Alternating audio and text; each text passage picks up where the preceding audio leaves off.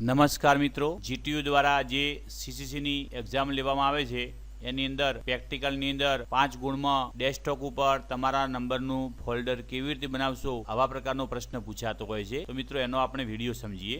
કમ્પ્યુટરના desktop ઉપર ગમે ત્યાં એરો રાખી અને આપણે માઉસની જમણી ક્લિક કરીશું પ્રેસ, તો એક બોક્સ ખુલે છે। એમાં અહીંયા આગળ તમે જોઈ શકો છો ન્યૂ ઓપ્શન છે।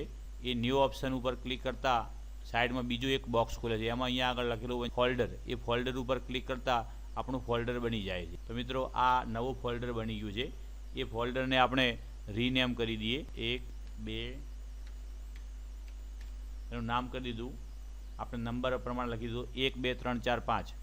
હવે એ ફોલ્ડરને ખોલશું। અત્યારે એ ફોલ્ડરના અંદર કશું જ નથી, ખાલી જ છે। તો એના અંદર ફરી પાછું બીજું ફોલ્ડર આપણા નામનું બનાવવાનું હોય છે।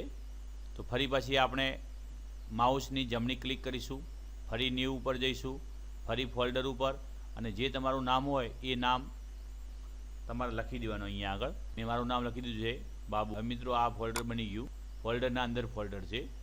બેક જવા માટે અહીંયા આગળ ક્લિક કરીશું। મિત્રો આપને આ વિડીયો જરૂર ગમ્યો હશે। મિત્રો આના સિવાયનું પણ બીજું ઘણું બધું સાહિત્ય, સીસીસીને લગતું સાહિત્ય અમારી વેબસાઇટ www.edusuffer.com ઉપરથી પણ તમને મળી રહેશે। આપને આ વિડીયો જો ગમ્યો હોય તો મારી યુટ્યુબની જે ચેનલ છે એના ઉપર સબસ્ક્રાઈબ જરૂર કરશો। આવજો।